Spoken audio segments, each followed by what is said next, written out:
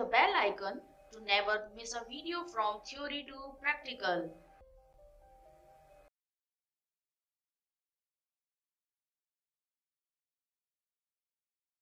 Hello and welcome to everyone. स्वागत है आप सभी का थ्योरी टू प्रैक्टिकल के सेशन में। मेरा नाम है वकार। आज हम यहाँ पर कुछ सवाल करने वाले हैं जो कि आपके एमपी बोर्ड में, देखिए एमपी बोर्ड के अंदर कुछ वैकेंसीज आई है प्रोफेशनल एग्जामिनेशन बोर्ड में ट्रेनिंग ऑफिसर के लिए। तो इसके अंदर जो एलिजिबिलिटी है वो आईटीआई, डिप्लोमा और बीटेक तीनों के लिए यहाँ पर ये वैकेंसीज है। तो उसके जो कुछ प्रीवियस ईयर में आए हुए जो क्वेश्चन है जो कि इलेक्ट्रिकल ट्रेड से है, उनको आज हम यहाँ पर सॉल्व करने वाले हैं। देखिए, अगर आपको इसी तरह के बाकी और वीडियो चाहिए तो आप थ्योरी टू प्रैक्टिकल को कांटेक्ट कर सकते हो।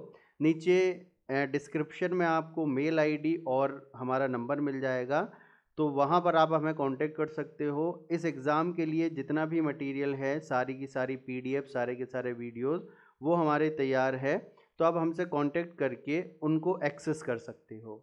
तो चलिए कुछ क्वेश्चन मैं यहाँ पर देखता हूँ जो कि इलेक्ट्रिकल ट्रेड से आए हैं, कि कौन कौन से ऐसे सवाल हैं जो कि इलेक्ट्रिकल ट्रेड से है, उनको हम यहाँ पर देखते हैं। तो देखिए, एक आपके पास ये सवाल था, इस क्वेश्चन में हमसे पूछा है internal short in the cell plate of lead acid battery, कि अगर आपकी कोई लेड एसिड बैटरी है, उसकी आंतरिक प्लेट है जो सेल प्लेट है, अगर उसके अंदर शॉर्ट सर्किट हो जाए तो क्या क्या हो सकता है। ऑप्शन आपको दिए गए हैं, बैटरी बिना लोड जोड़े डिस्चार्ज हो जाएगी। देखो, बहुत सही बात है यहाँ पर कि अगर आपकी प्लेट डिस्चार्ज हो जाएगी तो प्लेट डिस्चार्ज होने से क्या होगा कि आपका जितनी भी पावर है, जितना भी करंट है, वो सारा का सारा वहाँ पर डिस्ट्रॉय हो जाएगा। तो आपकी जो बैटरी है वो बिना लोड जोड़े डिस्चार्ज हो जाएगी, क्योंकि सारे आपके जितने भी चार्जेस है वो वहाँ पर ख़त्म हो जाएंगे। और बैटरी को अगर आप चार्ज करेंगे तो चार्ज करने पर भी वो चार्ज नहीं होगी, क्योंकि शॉर्ट सर्किट हो चुका है। प्लेट्स के बीच में क्या हो चुका है, शॉर्ट सर्किट। शॉर्ट सर्किट आप समझते हो कि भाई शॉर्ट सर्किट में क्या होगा कि जो रेजिस्टेंस है वो ज़ीरो हो जाएगा।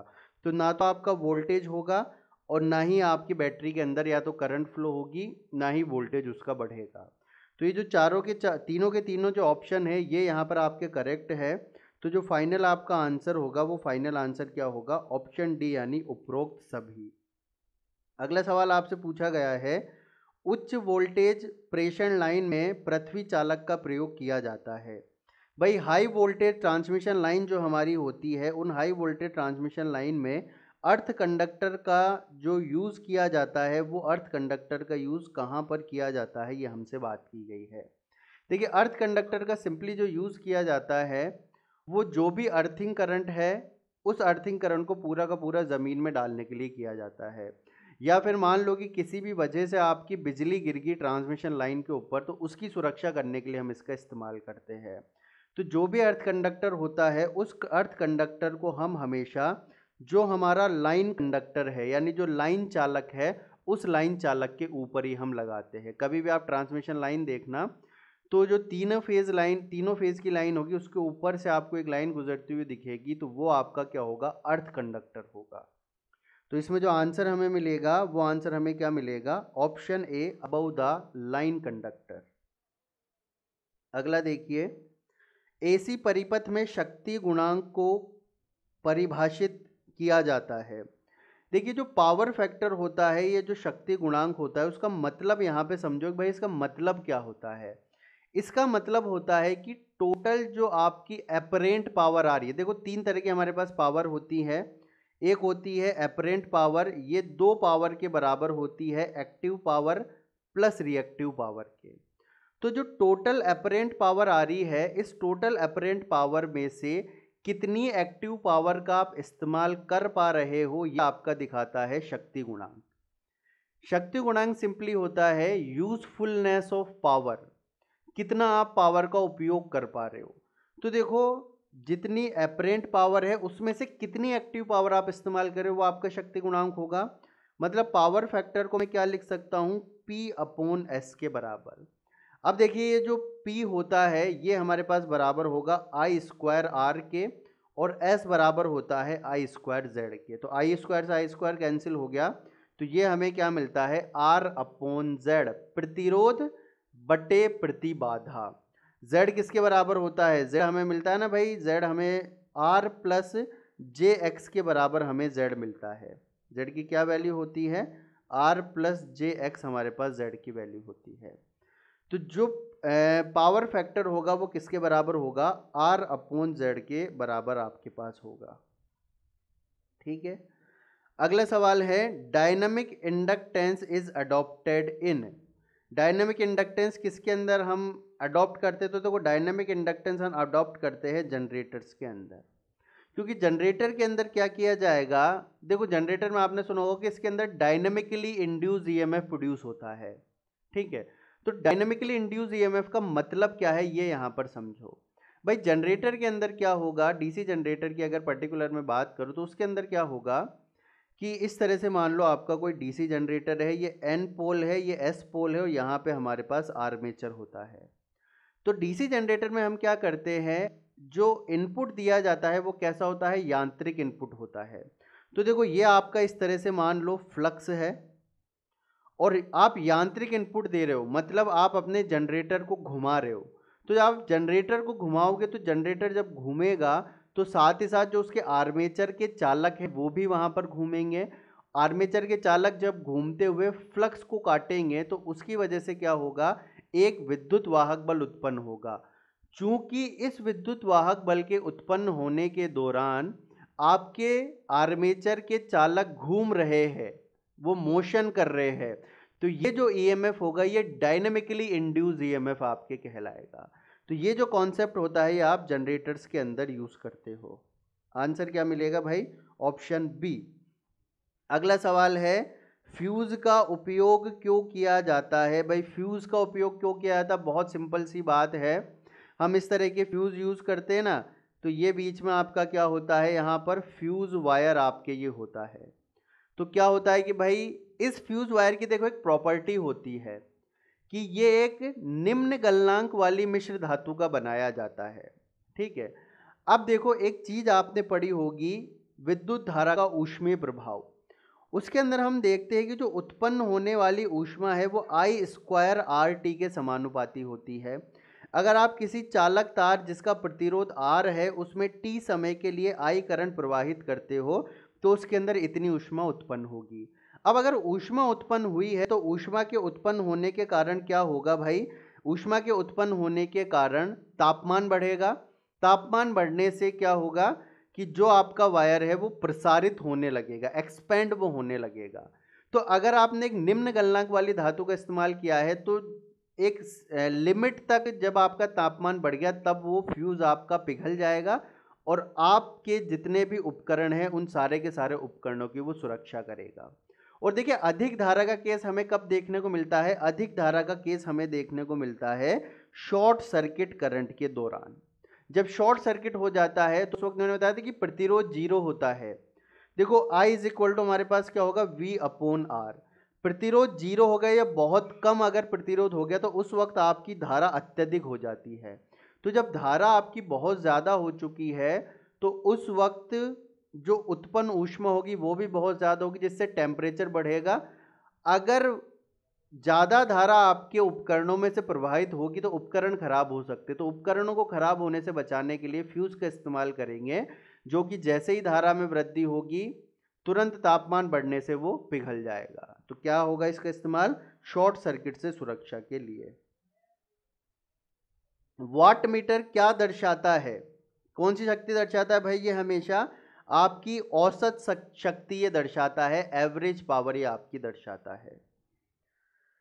अगला देखिए, अगले सवाल में हमसे पूछा गया है in star connection the phase current is dash as the line current. देखो दो तरह के हमारे पास कनेक्शन होते हैं, कि होता है स्टार कनेक्शन और एक होता है डेल्टा कनेक्शन। अब अगर इसके और इसके बीच में मैं कोई वोल्टेज लूँ तो वो क्या कहलाएगा, लाइन वोल्टेज कहलाएगा। और इसके बीच में अगर मैं कोई वोल्टेज लूँ तो वो हमारे क्या कहलाता है, फेज वोल्टेज कहलाता है। ये बात आप सब लोगों को पता होगी। स्टार कनेक्शन के अंदर क्या होता है, लाइन करंट और फेज करंट दोनों बराबर होती है। देखो ये चीज़ लिख लेना, स्टार कनेक्शन के अंदर जो आपकी लाइन करंट है वो फेज करंट के बराबर होगी। देखो भाई स्टार को आप एक तरह से सीरीज मान के चल लो, याद करने में आसानी होगी। सीरीज में क्या होता है, करंट बराबर होती है, तो इसमें भी आपकी करंट बराबर होगी। कौन कौन सी करंट बराबर होगी, लाइन करंट और फेज करंट। जबकि इसके अंदर जो लाइन वोल्टेज होता है वो फेज वोल्टेज का √3 गुना यहाँ पर होता है। ये तो मैंने बात की स्टार की। अब अगर देखो बात की जाए डेल्टा की, तो डेल्टा को आप क्या मान सकते हो, पैरेलल मान सकते हो, समांतर यहाँ पे मान सकते हो। पैरेलल में क्या होता है, वोल्टेज बराबर है। कौन कौन से यहाँ पर वोल्टेज है, लाइन वोल्टेज और फेज वोल्टेज, तो दोनों के दोनों वोल्टेज यहाँ पर आपके बराबर होंगे। और इसके अंदर जो लाइन करंट होगी वो फेज करंट से √3 टाइम्स ही होगी। तो देखो दोनों में रिलेशन सेम है। पहले में करंट बराबर है, वोल्टेज √3 गुना है। हमेशा लाइन वाली चीज़ें ज़्यादा होती है, ये ध्यान रख लेना। दूसरे में वोल्टेज बराबर है, करंट √3 गुना है। सिंपल सी बात है। अगला देखो, यदि 230 वोल्ट की 3 फेज मोटर में स्टार कनेक्टेड वाइंडिंग को डेल्टा कनेक्टेड वाइंडिंग से जोड़ दिया जाए और 415 वोल्ट की सप्लाई दी जाए तो क्या होगा, ये हमसे पूछा है। देखो भाई, आप पहले तो क्या कर रहे हो कि मोटर 230 पे चलने वाली है, लेकिन आप अपनी मोटर को कितने पे चला रहे हो, 415 पे चला रहे हो। तो ऑब्वियस सी बात है कि भाई ये मोटर की वाइंडिंग क्या होगी, जलेगी यहाँ पे। तो सिंपल सी बात है कि मोटर की वाइंडिंग क्या हो जाएगी, जल यहाँ पर आपकी जाएगी। आंसर क्या होगा आपके पास, ऑप्शन डी यहाँ पे आपके पास आंसर होगा। अगला सवाल देखो, एचआरसी फ्यूज सर्किट ब्रेकर और रिले की तुलना में श्रेष्ठ संरक्षक उपकरण है। मतलब एचआरसी जो फ्यूज होता है, हाई रप्चरिंग कैपेसिटी जो फ्यूज होते हैं, वो रिले और सर्किट ब्रेकर की तुलना में अच्छे होते हैं, लेकिन कब तक। विद्युत चुंबकीय प्रतिबलों की बात है, इलेक्ट्रोमैग्नेटिक स्ट्रेस, थर्मल स्ट्रेस या दोनों स्ट्रेस। देखो जो एचआरसी फ्यूज होते हैं वो हर तरह से रिले और सर्किट ब्रेकर की तुलना में अच्छे होते हैं, चाहे उन पर थर्मल स्ट्रेस लगे या फिर उन पर इलेक्ट्रोमैग्नेटिक स्ट्रेस लगे। क्योंकि एचआरसी जो फ्यूज होगा उसकी एक बहुत अच्छी प्रॉपर्टी होती है, वो क्या होती है कि अगर उस फ्यूज में से जो धारा है, जो रेटेड धारा है, उससे दुगनी धारा भी अगर बह जाएगी तो वो थोड़ी देर के लिए उसको संभाल के रखता है। मतलब वो जल्दी से टूटता नहीं है, जल्दी से वो सर्किट को तोड़ेगा नहीं, वो उस धारा को सह लेगा। लेकिन बाकियों के अंदर क्या होता है कि अगर रेटेड धारा से थोड़ी सी भी ज़्यादा धारा प्रवाहित होगी तो तुरंत वो सर्किट को तोड़ देते हैं। लेकिन एचआरसी फ्यूज की प्रॉपर्टी होती है कि ये उसको थोड़ी देर संभाल के रखता है सर्किट को। वो सोचता है कि भाई अगर मान लो धारा 5-10 सेकंड में नॉर्मल आ गई तो क्यों मैं सर्किट को इंटरप्ट करूं, तो वो उसको संभाल के रखता है। तो हर तरह से वो बेटर होता है रिले और सर्किट ब्रेकर के कंपैरिजन में। ट्रांसफॉर्मर में प्रयुक्त होने वाले तेल के महत्वपूर्ण गुणों में से एक है, देखो ट्रांसफॉर्मर के अंदर जो हम ऑयल यूज करते हैं वो ऑयल का क्या प्रॉपर्टी है। देखो हाई डाई इलेक्ट्रिक स्ट्रेंथ वाला ऑयल हम यूज करते हैं, उच्च परावैद्युत सामर्थ्य वाला। वो जो ऑयल होता है वो एक तरह से इंसुलेटर का आपके काम करता है, ठीक है। तो उसका जो परावैद्युत सामर्थ्य है, डाई इलेक्ट्रिक स्ट्रेंथ है, वो कैसी होनी चाहिए, उच्च यहाँ पे होनी चाहिए। तो आंसर क्या होगा, ऑप्शन ए। अगला सवाल देखिए, सप्लाई सिस्टम में भारों को समांतर क्रम में जोड़ने का क्या उद्देश्य रहता है, लोड को हम क्यों यहाँ पर जोड़ते हैं पैरेलल में। देखिए हमारे घरों के अंदर जितने भी ट्यूबलाइट, पंखे, बल्ब, जितनी भी चीज़ें लगी होती है वो सारी की सारी क्या होती है, पैरेलल में लगी होती है। वो कभी सीरीज में नहीं लगती, वो हमेशा क्या होती है, पैरेलल में लगी होती है। अब कोई भी उपकरण उठा के देख लेना, मोबाइल के चार्जर से लेके टीवी, एसी, फ्रिज, कुछ भी आप उठा के देख लेना, आपको वहाँ पर हमेशा दिखेगा 220 वोल्ट 1 एम्पियर, कुछ में आपको दिख जाएगा, कुछ में आपको 220 वोल्ट 3 एम्पियर दिखेगा, कुछ में आपको 220 वोल्ट 15 एम्पियर दिखेगा। इस तरह से आपको सब में कुछ कुछ रेटिंग्स दिखेगी। मतलब हर एक उपकरण को चलने के लिए जो वोल्टेज चाहिए वो 220 ही चाहिए। करंट अपने अपने हिसाब से वो ले लेते हैं, लेकिन वोल्टेज हर एक उपकरण को 220 ही चाहिए। अब सबको समान वोल्टेज कब मिलेगा, जब आप उन सबको पैरेलल में लगाएंगे। तो इसको हम समान वोल्टेज हमें हर एक लोड को पहुंचाना होता है, इसलिए हम क्या करते हैं कि इनको पैरेलल में लगाते हैं। अगला देखो, ट्रांसफॉर्मर तेल का उद्देश्य क्या होता है। अभी मैंने आपको बताया कि ट्रांसफॉर्मर तेल एक इंसुलेटर होता है, अचालक की तरह एक काम करता है, साथ ही साथ कूलिंग का भी ये काम करता है। तो कूलिंग के लिए और इंसुलेशन प्रदान करने के लिए हम इसका इस्तेमाल करते हैं। एडी करंट लॉस, भंवर धाराओं को आप कैसे कम कर सकते हैं। भाई ट्रांसफॉर्मर के अंदर जितनी भी हमारे पास इलेक्ट्रिकल मशीनें हैं उन सब में हमें एडी करंट लॉस देखने को मिलते हैं।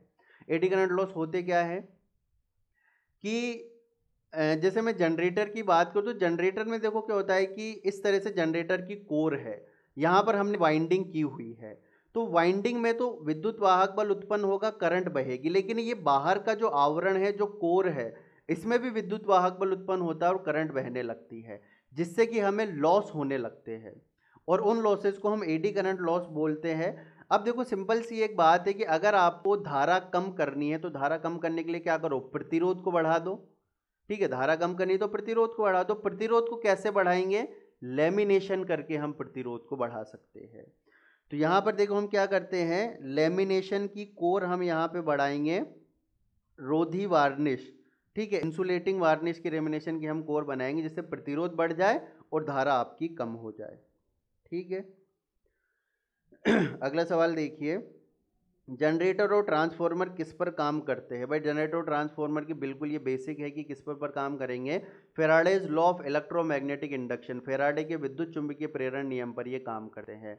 फेराडे साइंटिस्ट थे, उन्होंने बताया था कि जब भी कोई कंडक्टर, ठीक है, जिसमें से विद्युत धारा बह रही है, वो जब भी किसी चुंबकीय क्षेत्र में हम उसको रखेंगे तो वो बल महसूस करेगा। एक तो उन्होंने ये नियम दिया था, इसके अलावा उन्होंने दो और नियम दिए थे। वो क्या दिए थे कि जब भी कोई चालक तार किसी फ्लक्स को काटेगा तो उसमें विद्युत वाहक बल उत्पन्न होगा और वो जो विद्युत वाहक बल है वो फ्लक्स के परिवर्तन की दर, rate of change of flux के प्रोपोर्शनल होगा। ठीक है, इसके बाद एक साइंटिस्ट आए थे, उनका नाम था लेंज। उन्होंने क्या किया कि इसके आगे माइनस लगा दिया, E equal E proportional to minus D phi by D T उन्होंने कर दिया। उन्होंने ऐसा क्यों किया, उन्होंने बोला कि अगर कोई भी चीज़ उत्पन्न होती है तो वो अपने उत्पन्न होने के कारण का विरोध करती है और इलेक्ट्रिकल में विरोध दर्शाने के लिए हम नेगेटिव साइन यूज़ करते हैं। देखिए इलेक्ट्रिकल में नेगेटिव साइन का क्या मतलब है कि आपने जो दिशा मानी है उसके अपोजिट दिशा में कुछ काम हो रहा है, सिंपल सी बात है। अब देखो अगर कोई चीज़ विरोध करेगी तो वो उसके अपोजिट में जाएगी, सिंपल सी यहाँ पे बात है। तो उत्पन्न कौन हो रहा है, विद्युत वाहक बल, किसकी वजह से उत्पन्न हो रहा है, फ्लक्स में होने वाले बदलाव की वजह से, तो वो इसका विरोध करेगा। तो उस विरोध को दिखाने के लिए हमने क्या किया है, माइनस साइन लगाया है। तो ये फेराडे के दो नियम होते हैं। देखो न्यूटन का नियम ये तो गति पे लगता है, फेराडे का विद्युत अपघटन नियम ये सेल के अंदर हम यूज़ करते हैं। ट्रांसफॉर्मर और मोटर के अंदर हम क्या यूज़ करते हैं, आपके फेराडे के विद्युत चुंबकीय प्रेरण नियम को। क्लियर है। तो ये थे आपके कुछ क्वेश्चन जो कि आपकी एमपी बोर्ड की जो एग्ज़ाम है जिसके अंदर आईटीआई, डिप्लोमा और बीटेक तीनों के लिए यहाँ पर कॉमन एक एग्ज़ाम होने वाली है, उसके लिए है। तो अगर आपको ये वीडियो पसंद आया हो तो हमें कांटेक्ट कीजिए ताकि हम जो भी कंटेंट है वो कंटेंट आपको एक्सेस करवा सके। तो चलिए इसी के साथ हम आज का सेशन ख़त्म करते हैं। Good bye.